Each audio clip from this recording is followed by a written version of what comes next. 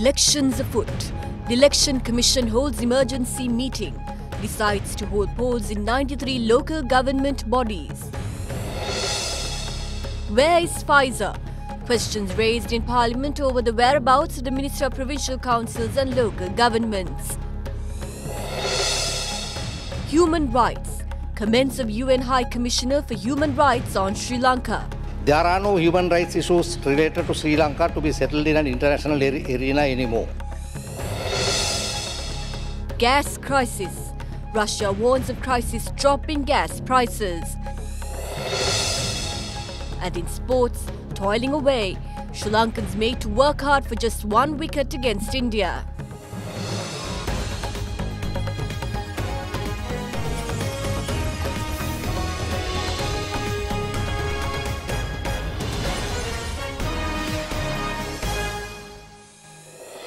Bring you news from home and across the world. This is First at 9, another Derana 24/7. Good evening, I'm Katrina Chang. Now on to our top story tonight. The Elections Commission today decided to hold elections in 93 local government bodies which are not faced with legal issues. Chairman of the Commission, Mahinda Priya, said that a notice calling for nominations will be issued for the relevant local government bodies on Monday the 27th, adding that nominations will be received 14 days after the notice. He made the remarks speaking at a media briefing held following an emergency meeting of the Elections Commission today. Ruling that Minister of Provincial Councils and Local Government breached the recommendations of the Delimitation Commission in issuing the relevant Gazette notification, the Court of Appeal issued a stay order until the 4th of December prohibiting the implementation of the Gazette notification for 303 local government bodies. In this backdrop, representatives of political parties met with the chairman of the Elections Commission during the past few days and requested him to hold elections in local government bodies which do not face any legal issues. Accordingly, the Elections Commission convened an emergency meeting where they decided to hold elections in 93 local government bodies which are unaffected by the court case. The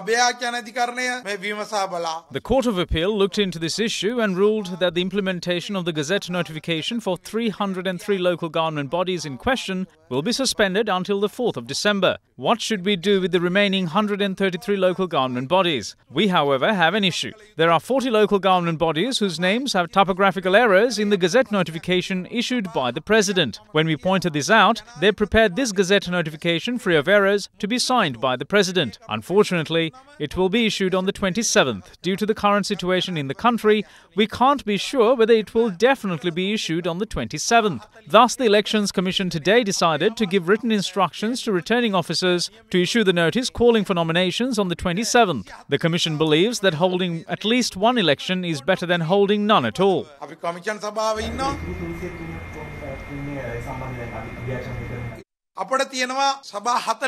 We have 40 local government bodies to consider. We hope the Gazette notification pertaining to them is issued on the 27th or the 28th. If so, we will issue the notice calling for nominations on the 29th. We believe that if the stay order is made ineffective on the 4th of December, we might be able to hold elections in all local government bodies on the same day. Upon issuing the notice to call for nominations on Monday, the 27th of this month, submission of nominations must begin 14 days later from the 11th of December. The deadline for submitting nominations comes 3.5 days later at noon on the 14th of December. According to the Local Government Election Act, elections must be held between 5 to 7 weeks from the 14th. Meanwhile, various views were expressed on local government elections across the political arena. We want the elections to be held soon, under whatever method. We doubt whether this court case was filed for the sake of the people's sovereignty. Those who fear elections find it hard to rule the country. Using henchmen of the SLFP and the local government minister, they have gone before courts and challenged the electoral system, which had been approved in Parliament. This is not an election to choose between Maitri and Mahinda. That election is finished. Whether divisions were caused or not, President Maithripala Sirisena is in power. Mahinda Rajapaksa can't contest in elections again. Is he the only one here? There is no political future with him. He can't become president or prime minister again. Why do we dance to his tune and destroy the party? We accept the no-confidence motion brought forward by the SLFP. We urge Minister Faisal Mustafa to prepare to resign. If he doesn't, we will have to socialise good governance and let it take its course. They are doing all this in fear that different factions will unite. We all must think carefully. If a force is building up against the president, we are ready to deal with it. The leader of the House, Lakshman Kiriyala, says that although the Prime Minister advised parliamentarians of the government not to go abroad during the budget debate, it is not being implemented. The minister conceded this as he responded to a question raised by parliamentarian Anurakumara Dissanayaka on the absence of Minister of Provincial Councils and Local Government, Faisal Mustafa, from Parliament. I would like to direct the attention of this chamber towards the problematic situation manifested among the people due to a matter of suspicion which is the cause of a delay in local government elections. What is meant by suspicion is that a case being heard pertaining to a failure in the Gazette notification issued by the Minister himself on the 17th of February when the Parliament has already completed the procedure. The responsibility of the Minister is to hold elections properly. When there is such a problematic situation over the matter, even this chamber has not received an answer from the subject minister. Meanwhile, media report that the Minister of Provincial Councils and Local Government is in fact currently abroad. It was said that a decision was taken when the budget proposal was presented, barring any member of the ruling party from going abroad. We ask whether the minister has gone abroad and in which capacity and to what purpose. We hope the leader of the House is informed about the purpose of his departure abroad.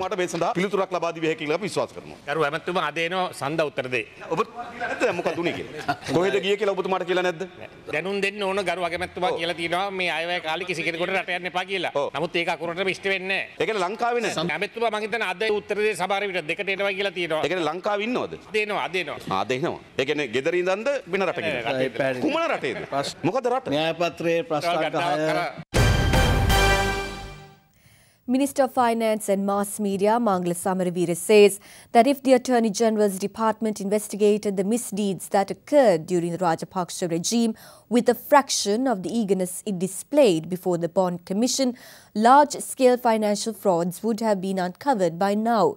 He made the remark addressing a satyagraha titled Heta de Lakshya Siruwen, held in Mathura yesterday.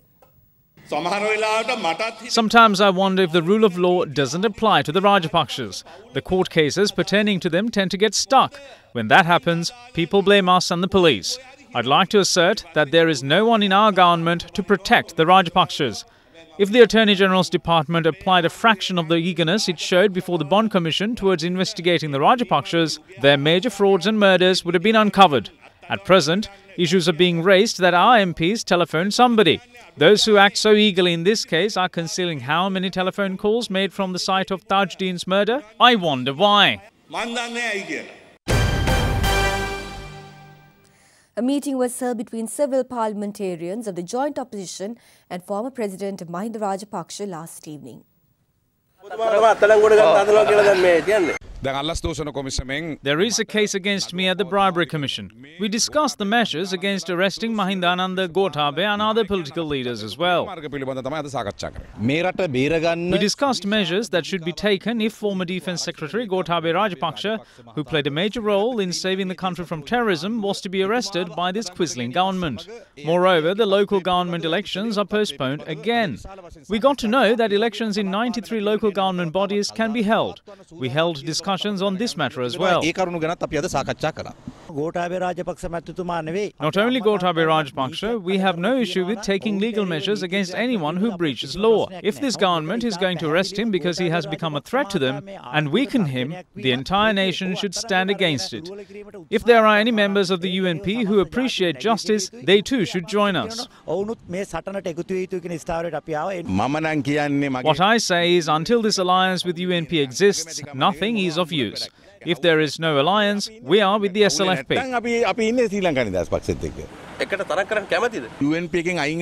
If they break away from the UNP, we would like to contest with them. Otherwise, we wouldn't. යෝජනා කරනවා අපි එකතු වෙලා එකට යමු කියලා. ඒ අතරම දැන් මේ නඩු නිමිතිත් එනවා. මේ කවුද කරන්නේ? That's the problem we have as well. We don't know if they are filing cases to join with us or to separate us. Anyhow, I think this is unfair. A government can't take revenge like this. There should be a limit.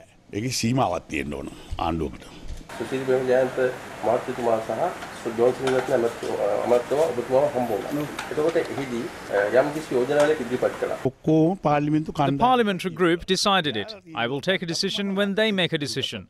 A committee has been appointed. They will get together and make decision. I agree with any.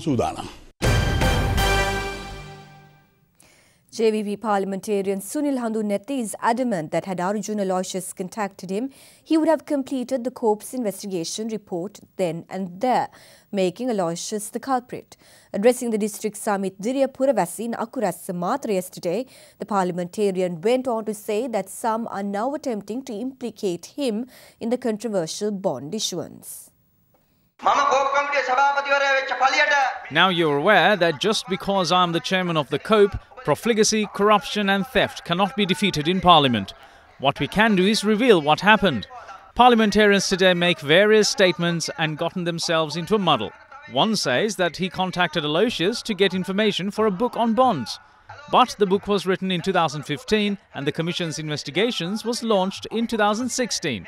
Now they're even pointing the finger at me. They say it was MP Ajit P. Pereira who proposed my name for the post of chairman of COPE, and if the parliamentarian contacting Aloysius is wrong, then the chairman he proposed is also at fault. Hence they call for my resignation. Various members of the COPE was contacted by Aloysius, but why didn't he contact me? The reason for that is, had he contacted me, I would have completed the investigation report then and there, making Aloysius the culprit.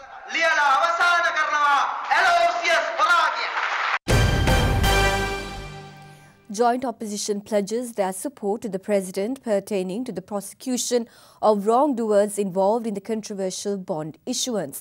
Parliamentarian Bandula Gunawardena made the assertion today while addressing a media briefing held at the Parliament complex.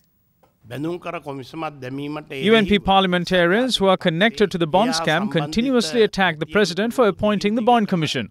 The reason for this is the COPE can't do much as it lacks teeth, and it is only through the commission that the people who are connected to the scam were revealed and ministers lost their posts. Joint opposition stands with the president unconditionally in prosecuting wrongdoers of the bond scam.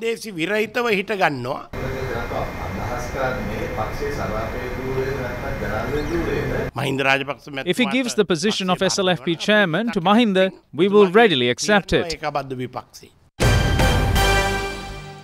President Maithripala Sirisena paid homage to the sacred tooth relic in Kandy this morning.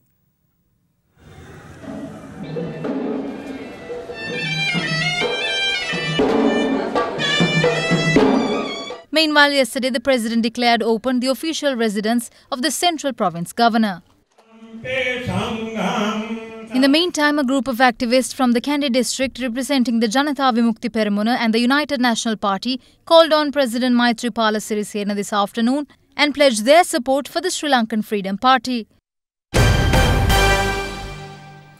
The subject of human rights pertaining to Sri Lanka was touched in Parliament today. Minister of Foreign Affairs Tilak Marapana revealed in Parliament the remarks made by the UN High Commissioner of Human Rights whilst presenting updates on human rights in 40 countries. Reading out a statement by Zaid Rad Al Hussein, he said that there are no human rights issues related to Sri Lanka that has to be settled on an international arena anymore. This pertains to the UN High Commissioner for Human Rights, who is the chief officer within the United Nations who has been tasked by the member states to advocate for human rights. The High Commissioner has made some remarks presenting updates on human rights situations in 40 countries in the world. It is not only in regard to Sri Lanka, but in regard to 40 countries of the world that he made this announcement. There are no human rights issues related to Sri Lanka to be settled in an international arena anymore. We take the comments of the High Commissioner as a reminder that we should continue our journey to build a peaceful and prosperous country that adheres to the rule of law and respects international norms on our own account. In this spirit, we will continue to engage with the UN Human Rights Council and the international community. In my question, which was partly answered by the Deputy Minister, as you were not in the House, in that he concedes It was in relation to Lord Nesby's statement in the House of Lords in UK, where he had unearthed enough material, where the Human Rights Commission has erred. Now here is the question. And your foreign ministry made one statement. Our representative to Geneva, Honorable Harsha De Silva, made a different statement. These are the issues which should be corrected where a national policy is clearly taken by the government in office. I don't think that Honorable Harsha De Silva has made a different statement. We are mindful of Lord Nesby's statement and we are very thankful to him. And indeed, we appreciate it very much that he has done a lot of research in producing that. It's not just a statement that he has fired off the cuff. අපි ගරු ඇමැතුමාගෙන් දැනගන්න කැමති කවද්ද මේ SB. සාමිවරයාගේ ප්‍රකාශය ඉදිරිපත් කළ යුතු අවස්ථාව කියලා ඔබතුමා හිතන්නේ කොයි අවස්ථාව ඉදිරිපත් කළ යුතුයි? අපට ඒ පැත්තෙන් කිව්වහම මේවා විමර්ශන පටන් අරගන්න මෙන්න මෙහෙම කරලා තියෙනවායි කියලා හිටන් අපට එතකොට මේක පාවිච්චි කරද හැකියි. This is the first declaration by England which absolves war heroes for the first time. What we ask is that we use this advantageous situation as a country. හැමතැනම ගිහිල්ලා මේක ගැන ප්‍රචාරයක් දුන්නාම එතකොට අපේ විරුද්ධවාදීන්ට අපි අවස්ථාව දෙනවා මේකට විරුද්ධව කරුණු හොයාගන්න සැලසුම් කරන්න. In the meantime, former MP retired Rear Admiral Dr. Sarath Weerasekara charges that Sri Lanka failed to submit reports to the UNHRC compiled by experts on war crimes which absolved Sri Lanka from any wrongdoing during the last phase of the conflict. The former MP was addressing a gathering at an art exhibition held in Colombo today. Art exhibition Resonance of the Massacre 1880 to 2018, displaying 20 paintings depicting the harrowing experiences of Sri Lankans since 505. Zaid al-Hussein, the present Commissioner General of the United Nations Human Rights Council, has forwarded a report charging us of war crimes. And then that report was full of contradictions, obfuscations, half-truths and lies. Based on that report, the United States of America, backed by UK, submitted the resolution 30/1. And that resolution is full of false charges. Irony is that we have accepted on our own and there's nobody to protect us at Geneva at the moment.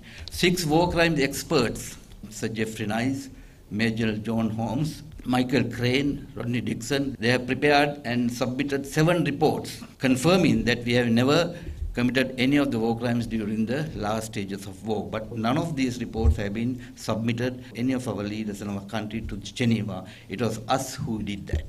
We will fight to the end and we are definitely going to win. 3,769 individuals were arrested for various offences, while 5,807 were fined for traffic violations during an island-wide operation launched last night covering all police areas. With that, let's now take a look at other stories making news across Sri Lanka. 18,127 police officers were deployed for an island-wide special operation launched last night under the instructions of Inspector General of Police Pujit Jayasundara. Accordingly, 3,769 individuals were arrested for various offences, while 5,807 were fined for traffic violations. Among the 3,769 arrested, 999 individuals were charged for drunk driving, 788 on warrants, 905 under suspicion, 95 over criminal offences and 9 for possession of illegal firearms. A mother of 2 was critically injured when the rear end of a trap gun made contact with her head as it was set off. The mother, who is a resident of Galgamuwa in Bibila, has been admitted to the Kandy hospital with critical head injuries. CCTV cameras captured footage of an individual stealing goods from a shop selling construction-related wares in Katunayaka.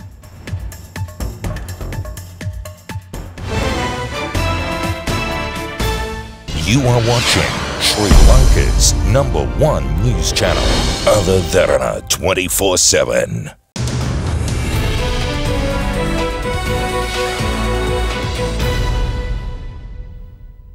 Welcome back to the news.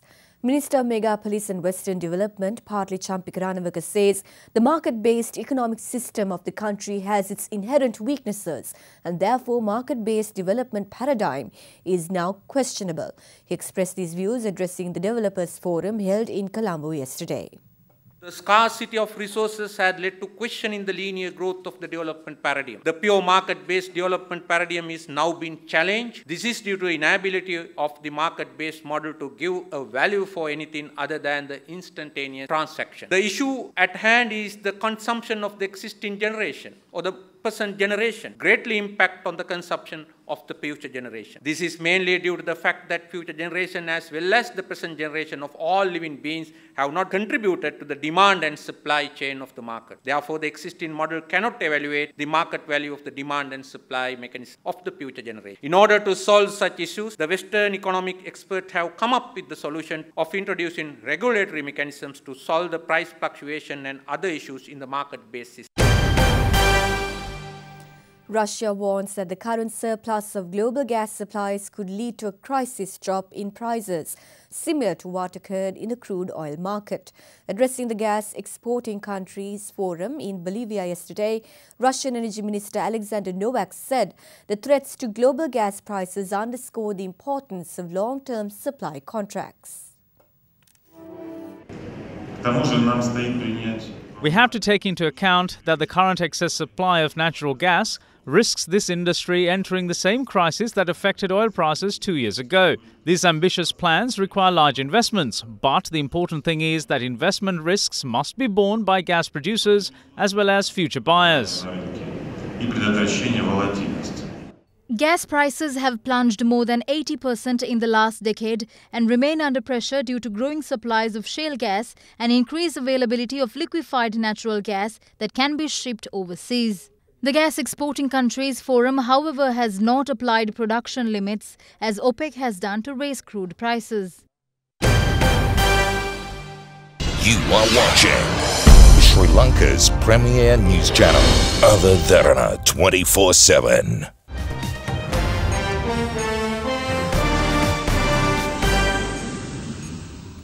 Egypt yesterday suffered the deadliest militant attack in the country's modern history, and its president vows to respond with brutal strength. The Egyptian President Abdel Fattah al-Sisi made the affirmation, releasing a statement in Cairo yesterday.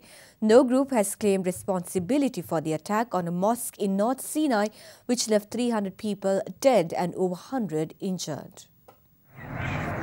Dozens of gunmen surrounded the mosque in vehicles and opened fire on those trying to escape after bombs were set off. In a televised address hours after the attack, Egypt's President Abdel Fattah al-Sisi said it would only increase the country's resolve to oppose terrorism. The Egyptian military has said it has conducted airstrikes on terrorist targets in response. Meanwhile, the lights of the Eiffel Tower in Paris were switched off in tribute to the victims of the attack. Let's now take a look at some other stories making news across the world.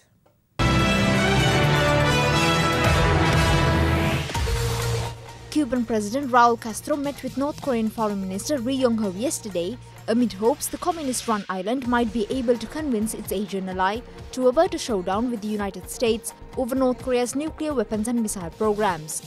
Cuba has maintained close diplomatic ties with North Korea since 1960 but is opposed to nuclear weapons. Members of Germany's Social Democrats say they will approve a renewed coalition with Chancellor Angela Merkel's Conservatives if party leaders present a convincing proposal. The SPD yesterday agreed to hold talks with Merkel about reviving the outgoing coalition government, but said no decisions had been made and party members would have the final say on any deal. A fire erupted at a hotel in Georgia's Black Sea resort, killing 11 people and injuring 21 others due to inhalation of fumes. More than 100 people were evacuated from the hotel by emergency services.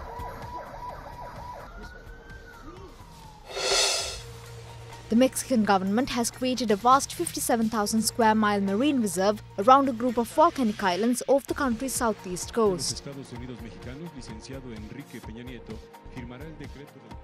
The largest marine reserve in North America, the Revillagigedo archipelago, is home to hundreds of species, including rays, whales and sea turtles.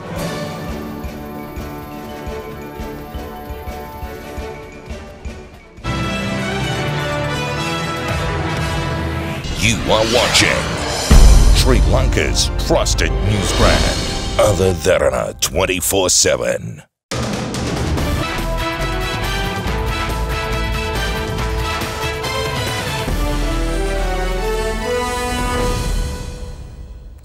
On to cricket now. Sri Lankan bowlers struggled to pick up wickets on the second day of the second test with India in Nagpur. Sri Lankans could only manage one wicket during the entire day, and India ended the day on a commanding position with the score on 312 for the loss of just 2 wickets. India resumed their innings from the overnight score of 11 for 1. Murali Vijay, however, made an impressive return to the team after being sidelined with an injury, registering his 10th test ton after surviving an early stumping chance in the first session. Vijay was ultimately dismissed by Rangana Herath, but not before he had amassed 128. Pairing up with Chiteshwar Pujara, skipper Virat Kohli set about extending India's score beyond 300. India stood 312 for the loss of 2 wickets at stumps, with Pujara on 121 and skipper Kohli on 54.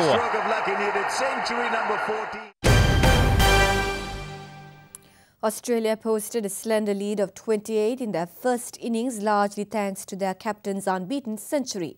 That, however, was wiped out by England at the end of the day's play, but at the cost of 2 wickets. Amid a brilliant spell by Australian pacemen, England batsmen ended the third day of the match on 33 for the loss of 2 wickets.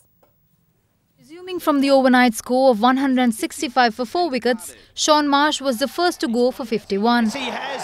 With wickets tumbling around him, captain Stephen Smith got a splendid century. Traditionally, the Australian tail end is considered to be weaker than their English counterparts, but Pat Cummins, coming in at number 9, played a defiant knock of 43 of 139 deliveries.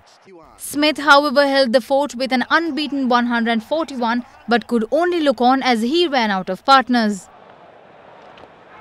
Australian ended their first innings on 328. Launching their second innings, English openers got the second innings underway, but was met with some brilliant pace bowling by Josh Hazlewood and Mitchell Starc. Hazlewood claimed 2 wickets before the end of play to leave England on 33 for 2 at stumps. Moving on to rugby. Several matches in the Club Rugby League was worked off today, marking the 4th week of the competition. Kandy Sports Club won their encounter over Sri Lanka Air Force in Valisara today with a score line of 55-13. In the meantime, Sri Lanka Army defeated CRNFC in a thrilling match in Colombo. Army scored 24 points, and to which CRNFC could only respond with 10 of their own towards the end of the second half.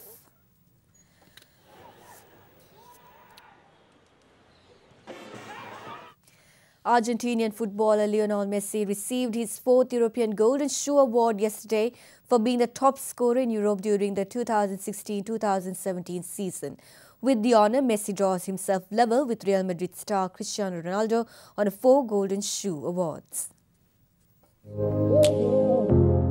The Argentinian received the European Sports Media Golden Shoe for the 4th time in his career after hitting 37 goals last season. Messi collected the award from his close friend and teammate Luis Suarez, who won it last year with 40 strikes. Messi also won the award in 2010, 2012 and 2013. You are watching Sri Lanka's award-winning news channel, Derana 24/7. Here is Sadhanu Peka at the Derana Weather Centre with your forecast first evening edition.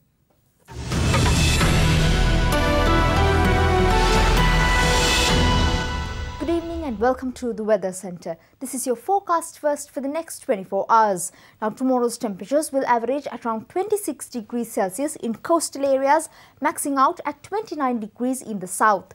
Cooler temperatures in the low 20s will prevail in the central hills. Now, a low pressure zone will form across the island during the course of the day, spelling widespread showers and thunder showers. That's it from the Weather Centre tonight. Up next is your city by city forecast.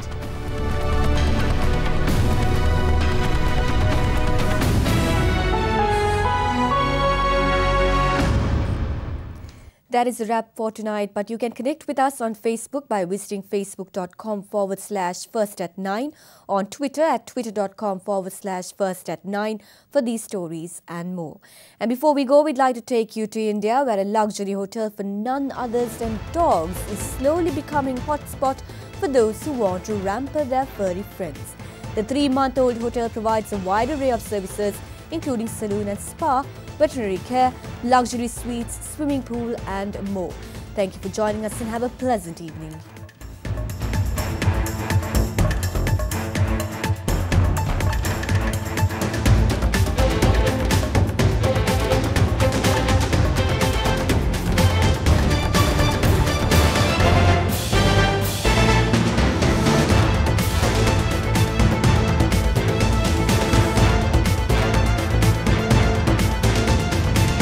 Bringing you the news and information 24 hours a day.